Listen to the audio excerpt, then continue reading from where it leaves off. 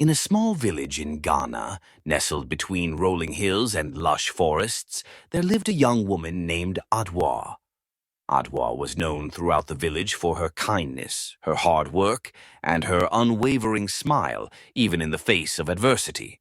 She lived a simple life, weaving baskets and selling them at the market, just like her mother and grandmother before her. But Adwoa had one secret wish, a wish she never shared with anyone. She longed to escape the clutches of poverty that had gripped her family for generations.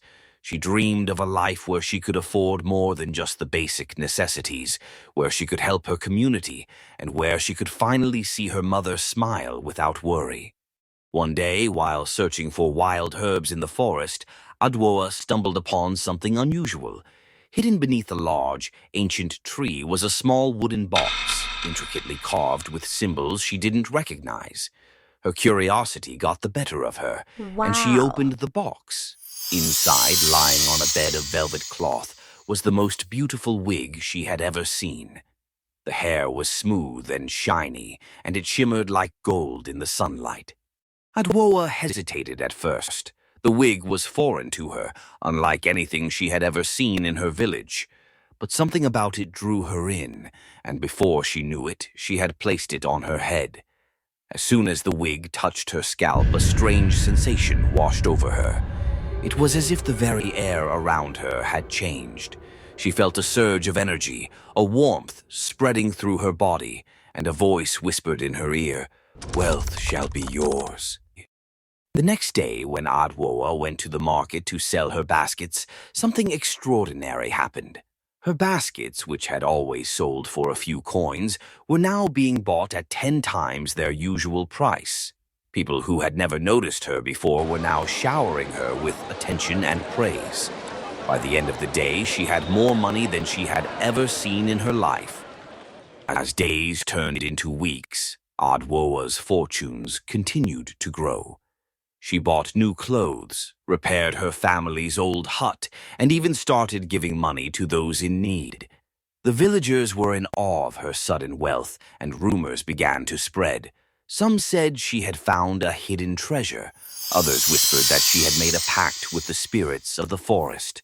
But no one knew the truth about the wig. No one except Adwoa. Despite her newfound wealth, Adwoa couldn't shake the feeling that something was not quite right. The voice in her ear grew louder, more insistent, and the warmth she had felt that first day was now a constant burning heat.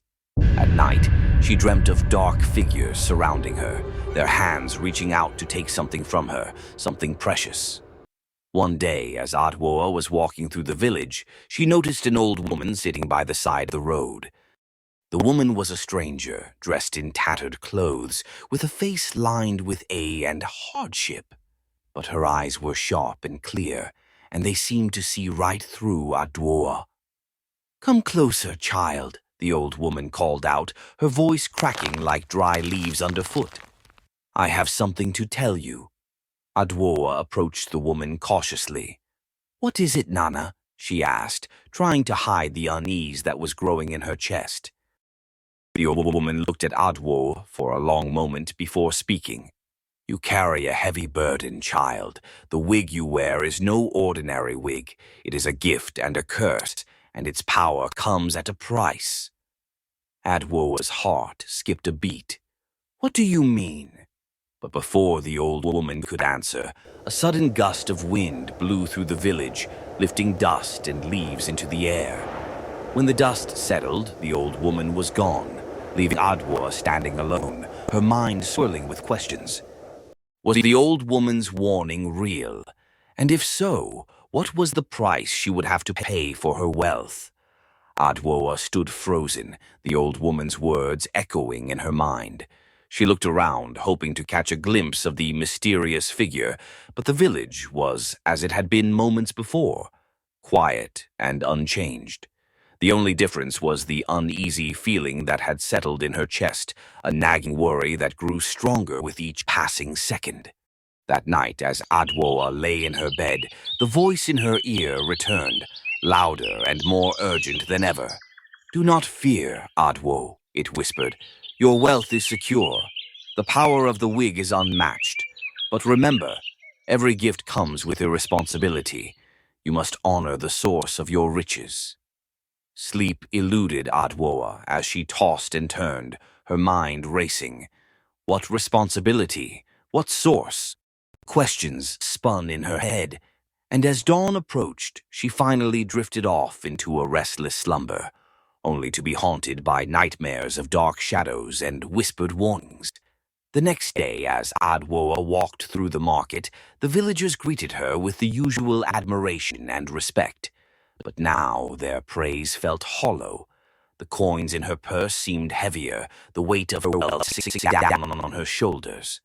As she passed by a group of women gossiping by the well, she overheard them talking about a strange occurrence in the village. "Did you hear?" one of them said. "Kofi the farmer lost all his crops overnight. They say the ground just swallowed them up." Another woman chimed in. "And Amma the weaver, her loom broke, and she can't fix it. It's as if the spirits are angry with us." Adwoa felt a chill run her spine. Could these strange happenings be connected to her? Was the wig somehow involved? Determined to find answers, Adwoa decided to visit the village elder, a wise man named Nana Kwame, who was known for his knowledge of the old ways and the spirits that governed their land. As she approached his hut, she felt the weight of the wig on her head, as if it were growing heavier with each step. Nana Kwame welcomed Adwoa with a knowing look, as if he had been expecting her. "Sit, my child," he said, gesturing to a mat on the floor. "Tell me what troubles you." Adwoa hesitated for a moment, then removed the wig from her head and placed it on the mat in front of her. "Nana, this wig, it has brought me wealth beyond my wildest dreams, but I fear it comes with a terrible price. Strange things have been happening in the village, and I don't know if I am responsible." Nana quantified the wig, his eyes narrowing as he reached out to touch it. "This is no ordinary wig," he said slowly. "It is infused with powerful magic, the kind that is not easily controlled. The spirits that created it are not to be trifled with, and they demand something in return for the wealth they bestow." Adwoa's heart sank. "What do they want?" Nana Kwame shook his head. "That I do not know. But I do know this. The spirits are patient, but they are also relentless. If their demands are not met, the consequences could be dire." Adwoa felt a surge of fear. "Is there any way to break the curse?" Nana Kwame was silent for a long time before speaking. "The spirits are bound by their own rules. If you can discover what they seek and fulfill their demands, you may be able to appease them. But be warned, child, the path you are on is dangerous, and you must tread carefully." As Adwoa left the elder's hut, the weight of her situation pressed down on her more heavily than ever before. She knew she had to uncover the truth behind the wig and find a way to satisfy the spirits before it was too late. But as she walked back to her home, a shadowy figure watched her from the edge of the village, its eyes glinting with a strange, unnatural light. The figure turned and disappeared into the forest, leaving no trace of its presence. Adwoa had no idea that her journey was just beginning and that the secrets she would uncover would change her life and the fate of her village forever. Days passed and the atmosphere in the village grew tense. More strange occurrences were reported, livestock vanishing without a trace, wells running dry, and crops withering overnight. The villagers began to whisper among themselves, their fear and suspicion mounting. Some even began to avoid Adwoa, though none dared to speak ill of her to her face. Adwoa, meanwhile, was consumed by her quest to understand the wig's true nature. Every night she would lie awake, listening to the voice that had once brought her comfort, but now filled her with dread. The whispers grew more demanding, urging her to seek out something unknown, something hidden deep within the forest. One evening, as the sun dipped below the horizon, casting long shadows across the village, Adwoa made up her mind. She would follow the voice's call and venture into the forest, hoping to find the answers she so desperately needed. She donned the wig, feeling its weight settle on her head, and set off into the gathering darkness. The forest was eerily quiet as Adwoa walked among the towering trees. The path ahead seemed to twist and turn in ways that defied logic, leading her deeper into the woods. The air grew thick, and the once familiar surroundings became strange and unsettling. Yet, Adwoa pressed on, guided by the voice that had become a constant companion. After what felt like hours of walking, Adwoa reached a clearing. In the center stood a massive tree, its gnarled roots spreading out like the fingers of an ancient giant. The tree bark was dark and rough, and it pulsed with a faint otherworldly light. At its base, a small, moss-covered stone altar was nestled among the roots, and on the altar sat a wooden box, identical to the one she had found the wig in. As Adwoa approached the altar, the voice in her ear became clearer, its tone shifting from soothing to commanding. "Place the wig on the altar, Adwoa. Only then will you see the truth." Hesitant but determined, Adwoa removed the wig to the altar. The moment she did, the ground beneath her feet trembled, and the tree's roots began to shift, revealing a hidden entrance at the base of the tree. A staircase carved into the earth descended into darkness. Without a second thought, Adwoa stepped onto the staircase, urging her forward. She descended into the earth, the light from the clearing above fading with each step.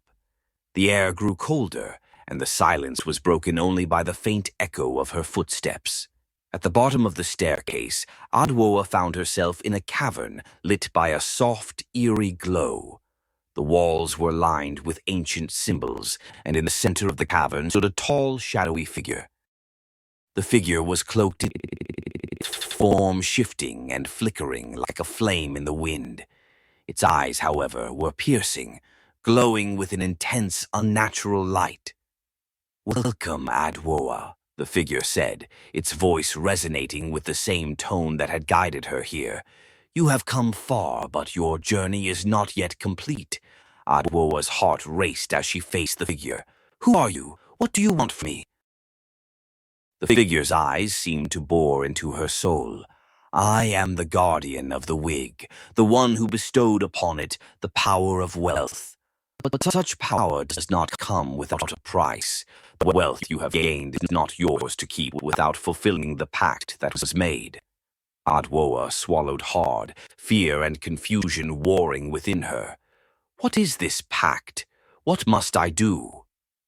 The figure extended a hand, and in its palm a small glowing orb appeared. "This is the essence of the wig's power, the source of its magic. To satisfy the pact, you must bring this essence to the place from which it was taken. Only then will the spirits be appeased and the curse lifted." Adwoa stared at the orb, its light casting strange shadows on the cavern walls. "Where must I take it?" The figure's gaze intensified. "You must journey to the highest peak of the mountain that lies beyond this forest. There, at the summit, you will find a shrine, ancient and sacred. The essence must be placed within the shrine's heart before the next full moon. Fail, and the curse will spread, consuming not just you, but all that you hold dear." A cold dread settled over Adwoa as the weight of the task ahead sank in. The moon was known to be treacherous, and the journey would be perilous. Yet she knew she had no choice. The fate of her village, and perhaps her own soul, hung in the balance. Taking the orb from the figure's hand, Adwoa felt its warmth pulse through her finger, a stark contrast to the cold that surrounded her. The figure began to fade, its form dissolving into the shadows. "Remember, Adwoa," it whispered as it disappeared, "the path you walk is fraught with danger, but you must not fall. Spirits are watching." With the orb clutched tightly in her hand, Adwoa turned and began the long climb back up the staircase, her mind racing with the enormity of the task ahead. As she emerged from the hidden entrance beneath the ancient tree, looked up at the night sky where the moon hung low and full. Time was running out, and the journey to the mountain summit had only just begun. Adwoa stood at the edge of the forest, gazing up at the distant silhouette of the mountain that loomed against the starry sky. The peak was shrouded in mist, and the path that led there was known to be treacherous, winding through dense forests, steep cliffs, and unpredictable weather. Yet, with the glowing orb in her hand, she knew there was no turning back. As she began her journey toward the mountain, Adwoa's thoughts were a whirlwind of fear and determination. She couldn't help but think of the villagers, her family, friends, and those who had once been her neighbors, because of her, and the weight of that knowledge spurred her forward, even as doubt gnawed at the edges of her resolve. The first leg of her journey took her through the deepest parts of the forest, where trees grew so close together that barely a sliver of moonlight could penetrate the thick canopy. The air was thick with the scent of damp earth and the rustling of unseen creatures. Every shadow seemed to shift and move, and the once familiar forest now felt like an entirely different world, one where danger lurked behind. As Adwoa carefully navigated the narrow path, she heard the faint sound of water flowing. Following the sound, she soon found herself standing before a small river, its water glistening light. A rickety wooden bridge spanned the river, its planks creaking ominously with each gust of wind. The river was fast and wild, and Adwoa knew that if she slipped, there would be little chance of survival. She took a deep breath, her heart pounding in her chest, and stepped onto the bridge. The wood groaned under her weight, and she felt the boards shift beneath her feet. The orb in her hand pulsed with a soft glow, as if urging her forward, and she took another step, then another. Halfway across, the bridge suddenly lurched, and Adwoa had to grab the frayed railing to steady herself. For a moment she froze, her eyes wide with fear. The sound of rushing water filled her ears, drowning out the voice in her mind that whispered for her to keep going. But as she looked down at the orb in her hand, she remembered the urgency of her mission, the thought of the village, the people she loved, and the curse that threatened them gave her the strength to move again. She took another step, then another, and finally, with one last surge of determination, she crossed the bridge and stepped onto solid ground. Relief washed over her, but she knew this was just the beginning. The path ahead would only grow more perilous, and she would need to stay vigilant. As Adwoa continued her journey, the fog began to thin, and the terrain grew steeper. The path became rocky and uneven, the air grew colder with each step. The trees gave way to jagged cliffs, and the wind howled through the narrow passages, carrying with it a bone-chilling cold that cut through her clothes. The ascent was grueling, and Adwoa's muscles burned with the effort. She stumbled several times, scraping her hands and knees on the rough stone, but she refused to stop. The orb's light was her guide, casting a faint glow that illuminated the path enough to keep her from losing her way. As she climbed higher, the mist that surrounded the mountain grew thicker, swirling around her like a living thing. It clung to her skin, damp and cold, and obscured her vision. The world beyond the narrow path seemed to disappear, leaving only the faint outline of the trail before her. Suddenly, through the thick mist, Adwoa saw a figure standing on the path ahead. Her heart skipped a beat as she quitted, trying to make out who or what it was. The figure was tall and shrouded in a dark cloak, its features hidden in shadow. It stood motionless, as if waiting for her. "Who are you?" Adwoa called out, her voice trembling despite her efforts to remain calm. The figure did not respond. Instead, it slowly raised an arm, pointing down the path that led further up the mountain. The gesture was clear. Adwoa was to continue, but the figure's presence was a warning, a reminder of the dangers that lay ahead. Adwoa felt a shiver run down her spine, but she steeled herself and nodded. Without another word, she moved past the figure, careful to keep her distance. As she did, she felt the cold gaze of the figure follow her, but it made no move to stop her. The mist thickened, swallowing the figure as Adwoa pressed on. Every step forward felt like a struggle against the mountain itself, as if the very earth were testing her resolve. The higher she climbed, the more the air grew thin, and the cold seeped into her bones. At last, after what felt like an eternity, the path leveled out, and Adwoa found herself standing at the entrance to a vast, open plateau. The mist cleared slightly, revealing the peak of the mountain rising above her. At the far end of the plateau, nestled against the base of the peak, was the shrine the figure had spoken of. The shrine was ancient, its stones worn smooth by the passage of time. It was small and unadorned, save for the intricate carvings that covered its surface, that seemed to shift and change as Adwoa approached. A sense of foreboding hung in the air, and the orb in her hand pulsed with increasing intensity, as if reacting to the shrine's power. Adwoa knew that she had reached the end of her journey. The shrine held the key to lifting the curse, but she also sensed that it held secrets far more dangerous than she could have imagined. The weight of the orb in her hand seemed to grow, and the voice that had guided her was now alone in the cold, silent expanse. With trembling hands, Adwoa stepped toward the shrine, the orb glowing brighter with each step. She knew she was about to uncover the final truth of the wig's power. Whether she would survive to share it remained to be seen. I would like to pause the story for a while here, because I need to take a cup of coffee to boost back my confidence, because the story will get more interesting. So sit back, relax, take a cup of coffee too. Don't forget to subscribe, like, and share. If you had not done so, where were we? Will Adwoa be able to break the curse, save herself and the entire village? We shall find out soon. But till then, keep guard.